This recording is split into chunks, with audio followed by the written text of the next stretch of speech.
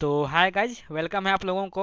यहाँ पर कुछ बच्चों का कमेंट आ रहा था कि भैया जो पॉलिटिकल साइंस माइनर है, पॉलिटिकल साइंस, उसका भी वीडियो बना दीजिए। ठीक है। उसका शायद आप लोगों का एग्जाम 27 जुलाई का है और मेजर का जो है 23 जुलाई का है। तो आप कमेंट आ रहा था आप लोगों का कि माइनर जो है पॉलिटिकल साइंस, उसका भी वीडियो बना दीजिए। तो उन्हीं बच्चों के कहने पर आज का जो वीडियो है वो माइनर है पॉलिटिकल साइंस का। जो सेमेस्टर 1 के छात्र हैं सभी के लिए महत्वपूर्ण होने वाला है। और ये जो सिलेबस है रांची यूनिवर्सिटी का है। रांची यूनिवर्सिटी और नीलांबर पीताम्बर यूनिवर्सिटी दोनों का सिलेबस सेम ही यहाँ पर है। ठीक है गाइज। तो आप लोग जान लीजिए कि जो आप लोगों का जैसे एग्जाम होगा वो 75 मार्क्स का होगा और समय आप लोगों को 3 घंटा दिया रहेगा। और एग्जाम पैटर्न जो रहेगा वो सेम आप लोगों का जैसे मेजर का पेपर रहेगा उसी प्रकार से आप लोगों का माइनर का भी यहाँ पर एग्जाम पैटर्न होने वाला है। ठीक है। 75 मार्क्स का और समय रहेगा 3 घंटा। तो आप लोग एक बार देख लीजिए सिलेबस। सिलेबस में आपको क्या पढ़ना है। तो आप लोगों को यूनिट 1 में पढ़ना है कि पॉलिटिकल थ्योरी क्या है, इसका मीनिंग, नेचर एंड सिग्निफिकेंस। ठीक है। दूसरा में है concept of state and it's elements. तीसरा में पॉलिटिकल नॉर्म्स, जैसे डेमोक्रेसी हो गया, मीनिंग हो गया, इसका टाइप हो गया, मेरिट्स एंड डेमेरिट्स हो गया। जैसा ये पढ़ना है आप लोगों को। यूनिट 2 में सिटीजनशिप पढ़ना है, नेशनलिज्म और यहाँ पर इंटरनेशनलिज्म पढ़ना है। यूनिट 3 में आपको हाँ ऑर्गन्स ऑफ गवर्नमेंट पढ़ना है, सरकार के कितने अंग है। यूनिट 4 में आप लोगों को पढ़ना है कि Indian federalism and party system कैसे है यहाँ पर। तो आप लोग यहाँ पर कुछ लोग यहाँ पर सिलेबस पढ़े होंगे, सिलेबस के अनुसार यहाँ पर कुछ पढ़े होंगे और कुछ बच्चे जो हैं वो नहीं पढ़े होंगे। कोई बात नहीं, नहीं पढ़े हैं तो आप लोगों का भाई अभी है। तो आप लोग कमेंट कर दीजिएगा कि आप लोगों को किस विषय में तैयारी नहीं हुआ है और आप लोगों को किस विषय का तैयारी करना है, बस आप लोग कमेंट कर दीजिएगा। और यहाँ पर जो इसका पीडीएफ मैं बनाया हूँ क्वेश्चन आंसर का, एक बार देख लीजिए आप लोग। यहाँ पर 1 मार्क्स का, 5 मार्क्स का और 8 मार्क्स सभी का क्वेश्चन यहाँ पर बना दिया हूँ। तो आप लोग चाहते हैं कि यह पीडीएफ जो आप लोगों का है वो लेना, तो आप लोग यहाँ पर व्हाट्सअप कर दीजिएगा। मेरा नंबर यहाँ पर लिख लीजिए 9301483451। ठीक है। इस नंबर पर आप लोग व्हाट्सअप कर दीजिएगा। मैं इसका जो पीडीएफ है वो बिल्कुल फ्री में भेज दूंगा। मैं आप लोगों से 1 रुपया नहीं लेने वाला हूँ, बस यहाँ पर फ्री में सेंड कर दूंगा। आप लोगों को जिस भी विषय में चाहिए, चाहे मेजर हो, माइनर हो, एईसी हो, आईकेएस हो, भैक हो, आप लोगों को जिस विषय का तैयारी नहीं हुआ है आप लोग कमेंट कर दीजिएगा। ठीक है। आप लोग यहाँ पर कमेंट कर दीजिएगा, मैं इसका वीडियो बना दूंगा। ठीक है गाइज। तो चलिए यहाँ पर शुरू करते हैं। पहला जो है वो क्वेश्चन यहाँ पर 1 मार्क्स वाला 10 ठो इंपॉर्टेंट क्वेश्चन है। ठीक है। और आप लोग यहाँ पर देख लिए, यहाँ पर रट्टा नहीं लगाना है, बस आप लोग को समझते चलना है। तो पहला जो क्वेश्चन है वो कह रहा है कि राजनीतिक विज्ञान का मुख्य विषय क्या है, तो राज्य और शासन का अध्ययन करना। क्वेश्चन नंबर 2 है कि राज्य के कितने आवश्यक तत्व हैं, तो 4 होता है। ठीक है। जनसंख्या हो गया, सरकार हो गया और क्षेत्रफल हो गया। मान लीजिए एक राज्य है, राज्य को बनाने के लिए कौन कौन सी चीज़ें की आवश्यकता होती है। तो पहला जो है जनसंख्या हो गया। ठीक है। और दूसरा हो गया क्या कि एक क्षेत्रफल होना चाहिए। तीसरा सरकार होना चाहिए। ठीक है। तो चलिए यहाँ पर क्वेश्चन नंबर 3 कि राज्य का एक आवश्यक तत्व कौन सा है, तो जनसंख्या भी है। जनसंख्या नहीं रहेगा तो कोई भी यहाँ राज्य कल्पना नहीं कर सकते हैं। ठीक है। एक सरकार होना चाहिए, वहाँ पर सरकार हो गया, जनसंख्या हो गया, क्षेत्रफल हो गया। ठीक है। आप लोगों को 4 चीज़ की आवश्यकता होती है। तो चलिए क्वेश्चन नंबर 4 है कि लोकतंत्र का अर्थ क्या है, तो जनता का शासन है। यहाँ पर लोकतंत्र का ही मतलब है कि जहाँ पर लोकतंत्र है, जहाँ पर डेमोक्रेसी है, ठीक है, वहाँ पर जनता का शासन होता है। ठीक है। यानी जनता अपने अधिकार से अपने सरकार को चुनती है और वह जो सरकार चुनती है वो जनता के लिए यहाँ पर काम करती है। ठीक है गाइज। क्वेश्चन नंबर 5 है कि स्वतंत्रता को अंग्रेजी में क्या कहते हैं, सभी को पता है, ये क्वेश्चन वेरी इजी है, लिबर्टी कहते हैं। क्वेश्चन नंबर 6 है कि समानता को इक्वालिटी कहते हैं। और क्वेश्चन नंबर 7 है कि नागरिकता क्या है, तो राज्य की कानूनी सदस्यता, यानी कि मान लीजिए जब कोई भी राज्य में या देश में रह रहे हैं तब के लिए क्या सिटीजनशिप है, अब क्या क्या प्रूफ है, उसी को हम लोग यहाँ पर नागरिकता कहते हैं। जो आप राज्य में रह रहे हैं और जो उस राज्य में रहने का अनुमति देता है उसी को नागरिकता कहते हैं। क्वेश्चन नंबर 8 है कि सरकार के कितने प्रमुख अंग होते हैं, 3 होते हैं। कौन कौन, विधायिका, कार्यपालिका और न्यायपालिका होता है। क्वेश्चन नंबर 9 है कि सरकार का कानून, सारा सरकार का जो कानून बनाने वाला अंग है वो कौन है, तो यहाँ पर देख लीजिए जो विधायिका है कानून बनाता है और कार्यपालिका कानून को यहाँ पर क्या करती है, लागू कराती है, और जो न्यायपालिका है वो यहाँ पर कानून का संरक्षण करती है, जो लॉ बनता है उसका संरक्षण करता है। ठीक है। क्वेश्चन नंबर 10 है कि न्यायिक पूर्वालोकन किससे संबंधित है, तो न्यायपालिका से संबंधित है न्यायिक पूर्वालोकन। ठीक है। तो ये है आप लोगों का जो 1 मार्क्स का जो क्वेश्चन था वो 10 यहाँ पर देख लीजिए। इसको अच्छे से पढ़ लीजिएगा और मैं नहीं कहूँगा कि यही आप लोगों का 1 मार्क्स का क्वेश्चन आएगा। ठीक है। क्योंकि 1 मार्क्स का जो क्वेश्चन होता है वो कहीं से भी पूछ सकता है, कहीं से पूछ सकता है आप लोगों के सिलेबस से। तो ये पता नहीं रहता है कि आप लोगों को कहाँ से क्वेश्चन आएगा। ठीक है। तो जो ये 1 मार्क्स वाला क्वेश्चन है इसका मैं गारंटी नहीं ले सकता हूँ, इसमें से 1 या 2 आ सकते हैं, इससे ज़्यादा मैं नहीं कर सकता हूँ। जो 5 पूछेंगे आप लोगों का तो 5 में से 1 ही या 2 आ सकता है, उससे ज़्यादा मैं नहीं कर सकता हूँ, ठीक है। लेकिन ये जो 5 मार्क्स वाला है और 10 मार्क्स वाला है, ये क्वेश्चन आप लोग समझ लीजिए कि हाँ जो यहाँ पर 99% आप लोगों का मिलने वाला है यहीं से क्वेश्चन, ठीक है। भले क्वेश्चन पूछने का तरीका अलग हो सकता है, लेकिन क्वेश्चन यही रहेगा, इसका जो मीनिंग है, जो दोनों इसका आंसर है वो सभी का सेम ही रहेगा, ठीक है। तो देख लीजिए पहला बार क्वेश्चन, ये 5 मार्क्स का क्वेश्चन 5 ठो है, यहाँ पर क्वेश्चन देख लीजिए आप लोग एक बार देख लिए। और यहाँ पर जो 15 मार्क्स का क्वेश्चन है वो 8 ठो यहाँ पर है, तो ये क्वेश्चन आप लोग यहाँ पर देख लीजिए, उसके बाद इसका आंसर देखेंगे। देख लिए क्वेश्चन, चलिए इसका आंसर देखते हैं। सबसे पहले यहाँ पर जो है 5 मार्क्स वाले क्वेश्चन है, उसका आंसर देखते हैं। तो पहला क्वेश्चन है कि राजनीतिक विज्ञान का अर्थ, प्रकृति और महत्व लिखिए। यानी कि राजनीतिक विज्ञान किसे कहते हैं, इसका क्या मीनिंग होता है, इसका क्या नेचर है, इसका क्या इंपॉर्टेंस है, सभी को यहाँ पर लिखना है, ठीक है। तो आप लोग यहाँ पर जान जाइए कि आप लोगों का जो 5 मार्क्स का क्वेश्चन रहेगा उसको कैसे लिखना है। यहाँ पर मान लीजिए खड़ा पन्ना रहेगा, खड़ा पन्ना में से एक इधर लिखना है और एक इधर लिखना है, ठीक है। कोशिश करना है कि ये खड़ा पन्ना का दोनों साइड भरवा देना है, तभी आप लोगों के 5 में 4 या 4.5 नंबर मिल सकता है। अन्यथा आप लोग एक पन्ना लिखेंगे तो आप लोग यहाँ पर 2 से 3 नंबर मिलने वाला है, इससे ज़्यादा नहीं मिलेगा, ठीक है। तो आप लोग कोशिश कीजिएगा कि दोनों साइड यहाँ पर भरवाने का, ठीक है। तो चलिए इसका आंसर देखते हैं। आंसर देखने से पहले आप लोग एक बात और जान लीजिए कि जो आप लोगों का एग्जाम लिखने का तरीका होता है वो कैसे लिखना है। तो सबसे पहले आप लोग को इंट्रोडक्शन लिखना है ऊपर में, ठीक है। जो क्वेश्चन पूछ रहा है उसके बारे में थोड़ा सा डिफाइन कर दीजिए, इंट्रोडक्शन में परिचय दे दीजिए क्या इसका इंट्रोडक्शन है, ठीक है। उसके बाद आप लोगों को मेन बॉडी लिखना है कि इसका क्या मेन बॉडी है, ठीक है। यहाँ पर मेन बॉडी लिख लीजिएगा। उसके बाद आप लोगों को कंक्लूजन लिख देना है, ठीक है। इसका क्या निष्कर्ष है तो आप लोग यहाँ पर लिख दीजिएगा। तो चलिए इसको देखते हैं इसका आंसर। सबसे पहले इसका जो आंसर है वो है कि राजनीतिक विज्ञान सामाजिक विज्ञान की एक महत्वपूर्ण शाखा है। इसमें राज्य, सरकार, सत्ता, अधिकार और राजनीतिक संस्थाओं का अध्ययन किया जाता है। यानी कि जो राजनीतिक विज्ञान है, राजनीतिक विज्ञान में क्या करते हैं, राज्य हो गया, सरकार हो गया, सत्ता हो गया, या क्या अधिकार हमारे हैं, इन सभी का अध्ययन किया जाता है, उसी को यहाँ राजनीतिक विज्ञान कहते हैं, ठीक है। आप लोगों को यहाँ पर रट्टा नहीं लगाना है, बस समझते चलना है कि इसका आंसर क्या कह रहा है, ठीक है। ऐसा होता है कई बार कि आप लोग इसको याद करके चल जाए, रट्टा मार के चल जाते हैं और एग्जाम सेंटर में जाने के बाद आप लोग भूल जाते हैं। तो आप लोगों को रट्टा नहीं लगाना है, बस याद करते चलना है। जैसे क्या प्रकृति है, तो यह एक सामाजिक विज्ञान है, ठीक है। इसमें राज्य और सरकार का अध्ययन किया जाता है। यह नागरिकों और सरकारों के संबंध को समझाता है और यह राजनीतिक संस्थाओं और प्रक्रियाओं का अध्ययन करता है, ठीक है। इसका क्या इंपॉर्टेंस है, तो राजनीतिक विज्ञान से हमें राज्य, सरकार, संविधान, नागरिक के अधिकारों की जानकारी मिलती है। इसमें हमें अपने अधिकारों का, कर्तव्यों का ज्ञान होता है। यानी जो राजनीतिक विज्ञान होता है, राजनीतिक विज्ञान के माध्यम से हमें जो राज्य है, सरकार के है, संविधान जो है, इन सभी को जो नागरिक होते हैं, नागरिकों को अधिकार मिलती है, ठीक है।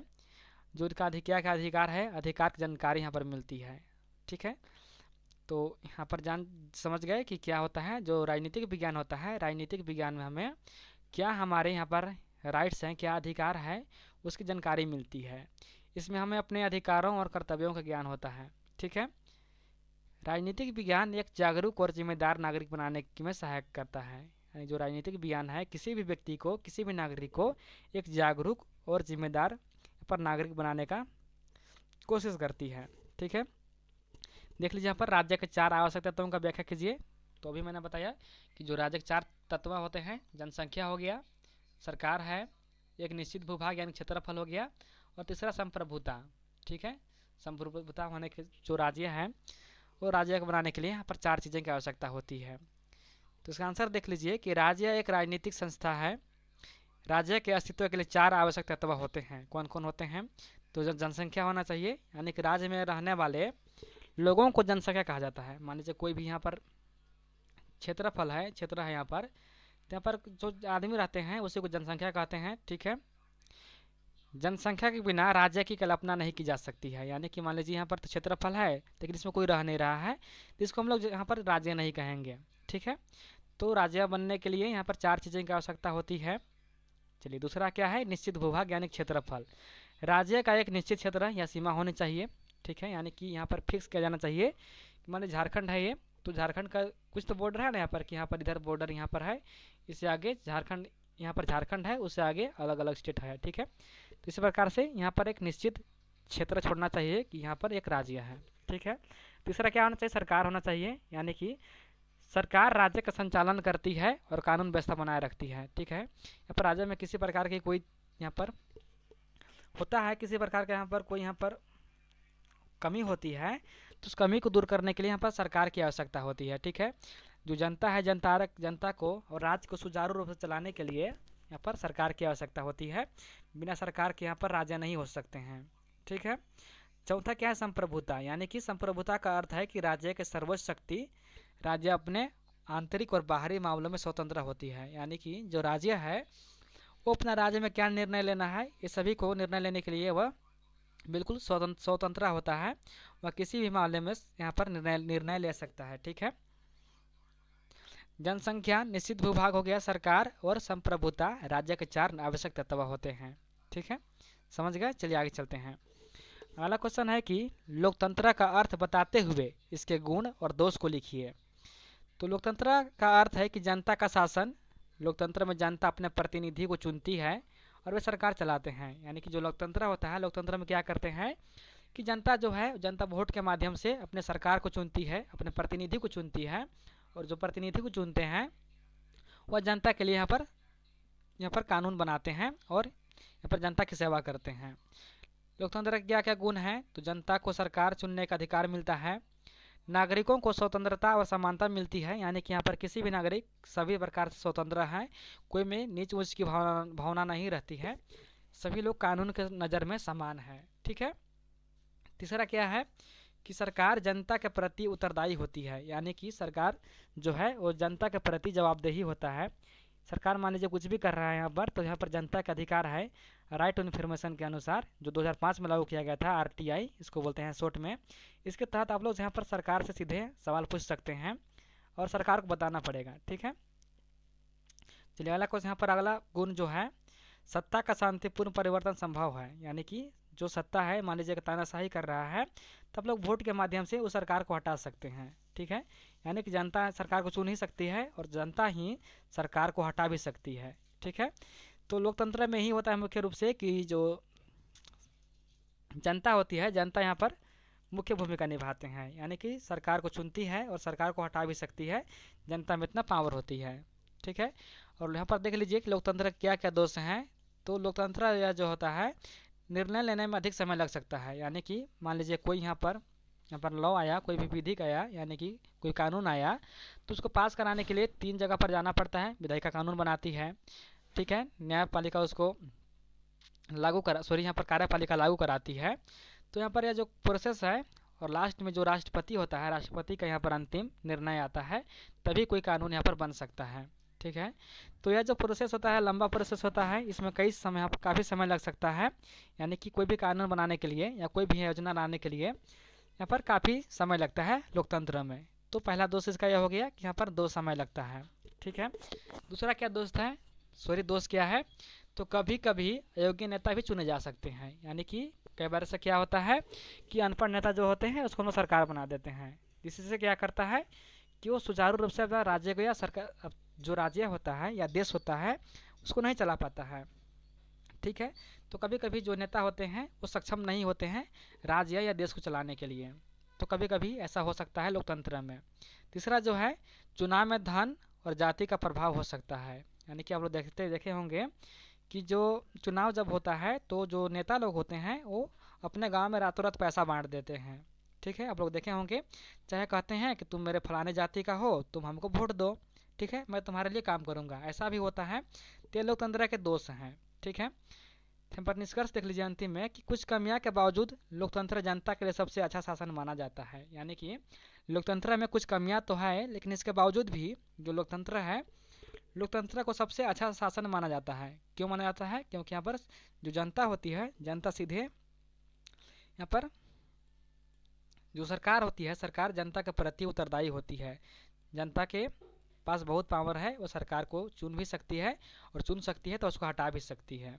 ठीक है, चलिए आगे चलते हैं। अगला क्वेश्चन है कि नागरिकता और राष्ट्रवाद में क्या अंतर है, स्पष्ट कीजिए।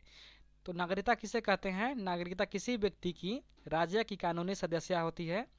ठीक है, मान लीजिए कोई व्यक्ति है, वो मान लीजिए झारखंड का है, तो झारखंड का है तो उसका कुछ तो प्रूफ होगा ना कि झारखंड का है, जैसे आधार कार्ड हो गया, ये नागरिकता का प्रूफ होता है। ठीक है, मान लीजिए कोई भी व्यक्ति है उस राज्य में रह रहा है, तो राज्य के रहने के लिए जो चीज़ चाहिए उसी को नागरिकता कहते हैं।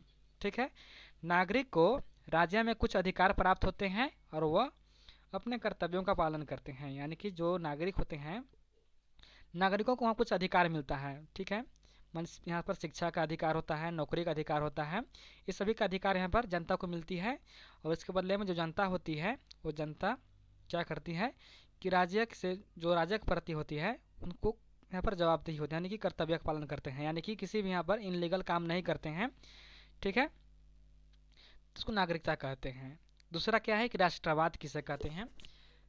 तो राष्ट्रवाद अपने राष्ट्र के प्रति प्रेम, एकता और समर्पण की भावना होती है। मान लीजिए आप लोग देखे होंगे कि जो क्रिकेट का मैच होता है, मान लीजिए विदेशों से होता है, तो सभी लोग क्या चाहते हैं, भारत के लोग, कि हमारा टीम जीते, हमारा टीम जीते। इसी को राष्ट्रवाद कहते हैं, यानी कि अपने देश के प्रति जो प्रेम होता है, जो समर्पण होता है, उसी को यहाँ पर राष्ट्रवाद कहा गया है। इसमें मुख्य अंतर क्या है? तो नागरिकता कानूनी संबंध है और राष्ट्रवाद भावनात्मक संबंध है। यानी कि जो नागरिकता होती है यहाँ पर कानून के द्वारा संबंध होता है, कानूनी तरीके से यह पालन होता है। जबकि जो राष्ट्रवाद है, राष्ट्रवाद हर एक व्यक्ति की यहाँ पर जो भावनात्मक संबंध है उसको कहते हैं। जैसे मान लीजिए किसी को अपने देश के प्रति बहुत प्रेम होता है, तो यह राष्ट्रवाद का उदाहरण है। जबकि नागरिकता में यहाँ पर क्या होता है, कानूनी संबंध होता है। ठीक है, नागरिकता से अधिकार और कर्तव्य मिलते हैं, जबकि राष्ट्रवाद से देशभक्ति और राष्ट्रीय एकता की भावना बढ़ती है। ठीक है, तो यहाँ पर कंक्लूजन है कि नागरिकता व्यक्ति का राज्य से कानूनी संबंध है, जबकि राष्ट्रवाद राष्ट्र के प्रति प्रेम और समर्पण की भावना है। ठीक है, समझ गए? चलिए आगे चलते हैं। अगला क्वेश्चन है क्वेश्चन नंबर 5 की कार्यपालिका, विधायिका और न्यायपालिका संक्षिप्त परिचय दीजिए। तो सरकार के 3 प्रमुख अंग होते हैं, कौन कौन? कार्यपालिका, विधायिका और न्यायपालिका। तो सबसे पहले कार्यपालिका देख लीजिए। कार्यपालिका का मुख्य कार्य क्या है? कानूनों को लागू कराना और प्रशासन चलाना। जो कार्यपालिका होती है, तो विधायक, मान लीजिए यहाँ पर विधायक जो है, विधायक कानून बनाती है, जो कानून बनाती है विधायक, उसको लागू कराने का काम किसको होता है? कार्यपालिका को। ठीक है, तो कार्यपालिका जो है कानून लागू कराती है और प्रशासन का संचालन भी करती है। दूसरा जो है विधायिका, तो विधायिका क्या कार्य होता है? तो कानून बनाता है, यह सरकार के कार्यों पर नियंत्रण भी रखता है। कानून तो बनाता भी है, इसके साथ साथ जो सरकार की कार्य हैं, जो सरकार क्या क्या कर रही है, उस पर अपना नियंत्रण भी बनाए रखती है। तीसरा जो है न्यायपालिका, यानी कि न्यायपालिका कानूनों की व्याख्या करती है और नागरिकों को न्याय प्रदान करती है। ठीक है, जो न्यायपालिका होता है वो सभी व्यक्तियों को यहाँ पर न्याय देने का काम करती है। कार्यपालिका कानून लागू कराती है, विधायिका कानून बनाती है और न्यायपालिका न्याय देती है। ठीक है, यहाँ पर छोटे में इसका जो अंतर है तीनों में, समझ गए क्या करती है?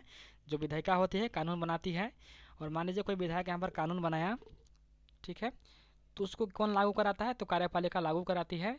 और संरक्षण करने का काम कौन करता है? तो न्यायपालिका यहाँ पर संरक्षण करने का काम करती है। ठीक है, तो ये रहे आप लोगों का 5 मार्क्स का व्यवहारिक क्वेश्चन। आशा करता हूँ कि वीडियो अच्छा लगा होगा।